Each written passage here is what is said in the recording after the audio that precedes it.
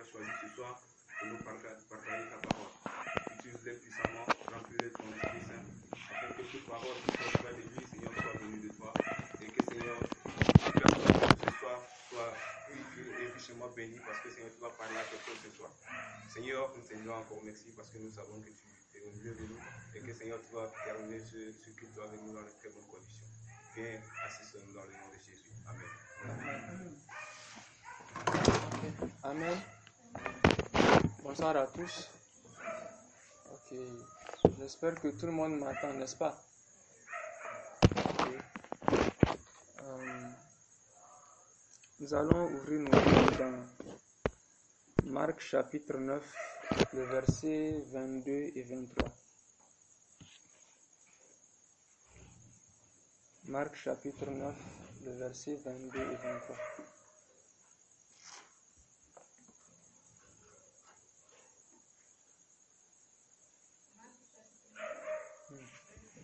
« 22 et 23.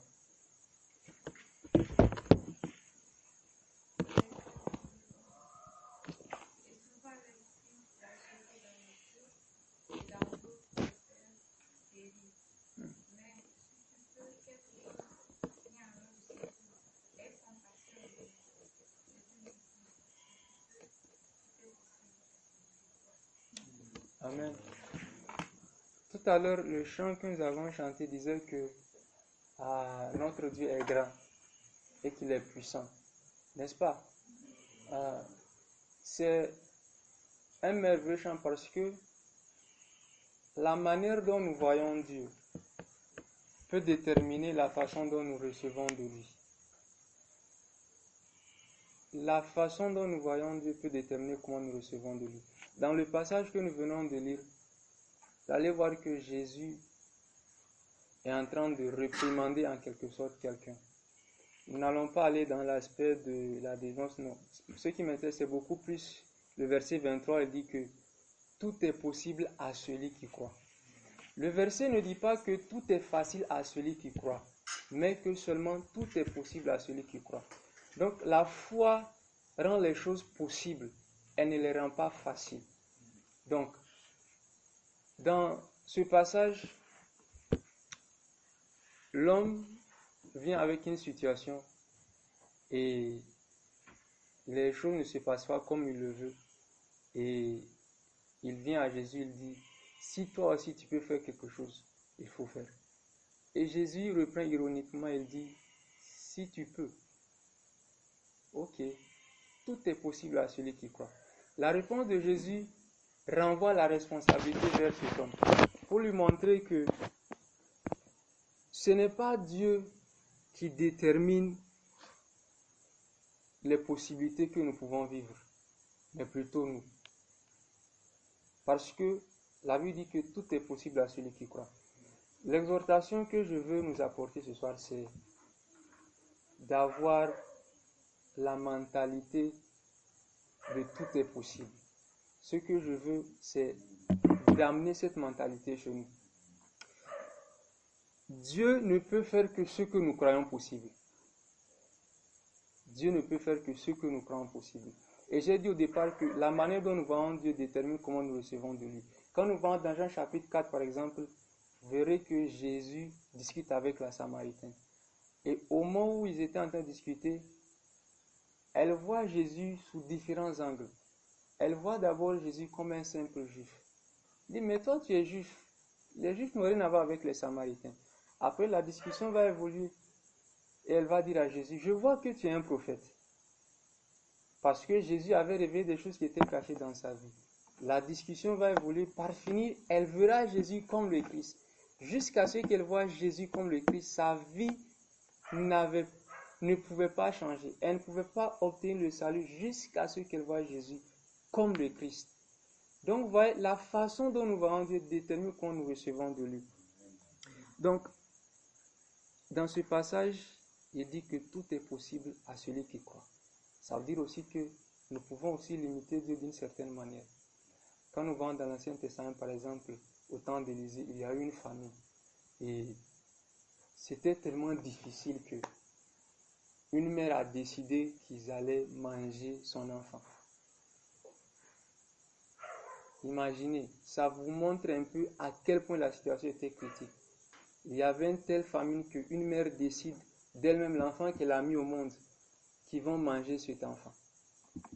Vous voyez, aujourd'hui, quand vous voyez, par exemple, dans des familles où la situation est tellement difficile que les gens vont jusqu'à sacrifier leurs enfants, ils se disent, bon, quand on a beaucoup d'enfants, vu la situation, on va sacrifier un, au moins, pour que les choses changent.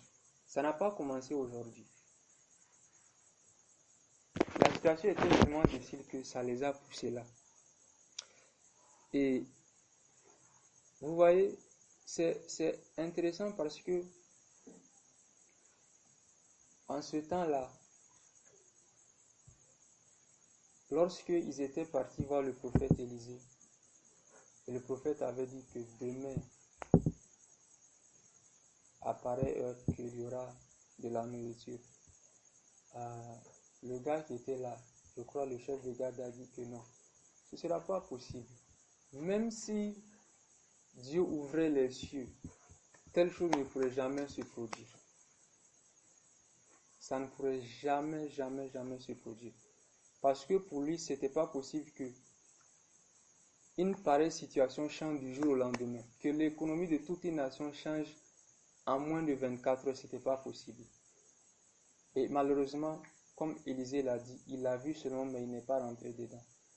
Un autre exemple, c'est les enfants d'Israël. Dieu leur a dit qu'ils allaient rentrer à Canaan, mais ils sont partis. Les 12 espions sont venus. 10 ont dit que non, on ne pourra pas. C'est foutu d'avance. Parce que ces gens-là sont des géants. Même si on va se battre contre eux, on va perdre. Mais 2 d'entre eux, Josué et Caleb, sont venus avec un rapport différent. On dit que non, c'est possible. Dieu l'a dit, on va prendre la ville. Mais tous les autres étaient découragés. Par finir, parce qu'ils étaient plus nombreux, les autres l'ont suivi. Les autres les ont suivis. Et ils ont découragé le peuple, la Bible nous dit. Donc, notre mentalité souvent résulte des choses que nous avons entendues, vues, expérimentées personnellement. Et malheureusement, très souvent, ce n'est pas qu'avec la parole de Dieu que nous nourrissons nos vies, notre esprit. Des fois, même sans intentionnellement, tu entends, tu vois des choses et ça façonne ta mentalité. Et ce soir, ce que je veux, c'est, comme j'ai dit, nous amener à repenser autrement, à penser en termes de possibilités et non pas en termes de facilité, à voir des possibilités là où tout est difficile, non pas selon nos propres perspectives, mais selon la perspective de Dieu, en fonction de ce que Dieu est capable de faire, de la connaissance que nous avons de Dieu, à penser de cette façon-là. Et pour ça, nous devons apprendre à nous reprogrammer. La première des choses pour ça, c'est la parole de Dieu. La parole de Dieu. Nous ne cesserons jamais de le dire. La parole de Dieu définit pour nous ce qui est possible. Et quand tu lis la parole de Dieu, il y a tellement de choses que quand tu lis, tu te dis, waouh! Il n'y a pas meilleur instrument, meilleur moyen d'amener ma pensée à un autre niveau de possibilité que la parole de Dieu. Quand vous lisez la parole de Dieu, vous serez tellement encouragé par ce qui est possible. Des fois, les gens rentrent dans certaines situations. Vous voyez, la raison pour laquelle certaines personnes se vendent ou laissent certaines situations les décourager ou font ce qu'il ne faut pas, c'est simplement parce qu'elles ne connaissent pas ce que Dieu est capable de faire. Quelquefois, tu te dis que je suis dans le besoin et personne ne peut m'aider. Parce que peut-être ceux qui tu connaissais pouvaient t'aider ne sont plus là. Et tu te dis, non, c'est fini. Mais quand tu vas lire la parole de Dieu, tu vas voir que Dieu utilise des personnes qui non seulement ne sont pas au courant de ce que la personne est en train de vivre, mais Dieu va plus loin. Vous allez voir que la Bible dit que Dieu s'est servi même d'un corbeau pour aller nourrir Élie. Dieu s'est servi même d'un animal pour aller nourrir Élie. Vous verrez dans des endroits où on dira que Dieu s'est servi même du vent pour apporter la provision à Israël dans le désert. Dieu a nourri un peuple nombreux comme le sable, 40 années dans le désert, sans qu'il n'y ait personne. Tout un peuple. Et toi, tu es seul. Alors imagine, entre nourrir un peuple aussi nombreux pendant 40 ans dans le désert et pourvoir aux besoins d'une seule personne. Si Dieu peut utiliser une personne, Dieu peut utiliser un animal, Dieu peut utiliser n'importe quel élément de la création. Dieu peut utiliser même un incroyant, pas seulement des croyants. Parce que si Dieu peut utiliser un animal, Dieu peut utiliser aussi un incroyant en ta faveur. Dieu peut le faire. Ainsi, la parole de Dieu nous montre que Dieu est capable de faire tellement de choses. Aujourd'hui, lorsque nous voyons quelque chose de grand, ce sont les chrétiens eux-mêmes, pas les incroyants, ce sont les chrétiens eux-mêmes qui vont s'empresser d'attribuer ça au diable. Dès qu'on voit quelque chose qui dépasse notre tête, tu dis non, ça là, c'est pas Dieu. Pourtant, la raison pour laquelle nous devons rejeter un miracle ou un fait, ce n'est pas parce que c'est grand ça te dépasse, mais parce que dans ce cas-ci, ce n'est pas Dieu. Parce que il n'y a pas de limite à ce que Dieu peut faire.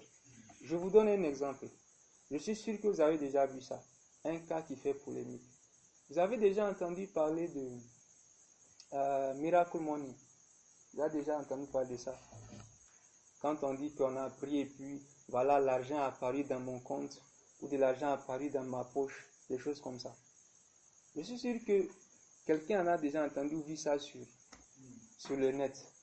C'est quelque chose qui divise parce que il y a des gens qui croient à ça, d'autres ne croient pas à ça. Ceux qui disent que c'est organisé, d'autres disent que c'est Satan qui fait ça. Allez, une question. Pourquoi est-ce que vous croyez que ceux du monde, quelqu'un peut se lever aller voir un féticheur ou un marabout, il va venir à la maison, faire des incantations et l'argent va apparaître. Il trouve ça normal. Pour lui, ça n'a rien de choquant. Mais quand on dit que Dieu a fait apparaître de l'argent dans son compte, c'est un scandale. Entre nous.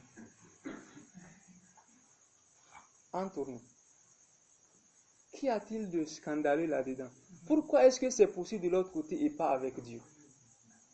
Si nous rejetons ça, ce n'est pas parce que Dieu ne peut pas le faire, mais parce que dans un cas, ce cas précis, ce n'est pas Dieu. Mais pas parce que Dieu ne peut pas le faire. Dieu est tellement illimité dans ses possibilités. Et c'est toi qui peux le limiter. C'est toi qui peux le limiter. Quand tu prends la parole de Dieu, tu vas voir des situations où Dieu intervient d'une manière qui dépasse l'entendement. Et la Bible dit qu'il est le même hier, aujourd'hui, éternellement. Moi, j'ai l'habitude de dire quelque chose à mon cousin. Je dis, moi, si j'ai besoin d'argent et que je prie Dieu, même si c'est un animal qui rentre avec cet argent, je vais prendre ça. Ah oui. Je vais prendre ça. Et pourquoi Dieu ne peut pas se servir d'un animal pour me répondre? Dieu peut le faire. Ainsi, nous ne devons pas limiter Dieu. La Bible dit que Jésus a multiplié le pain.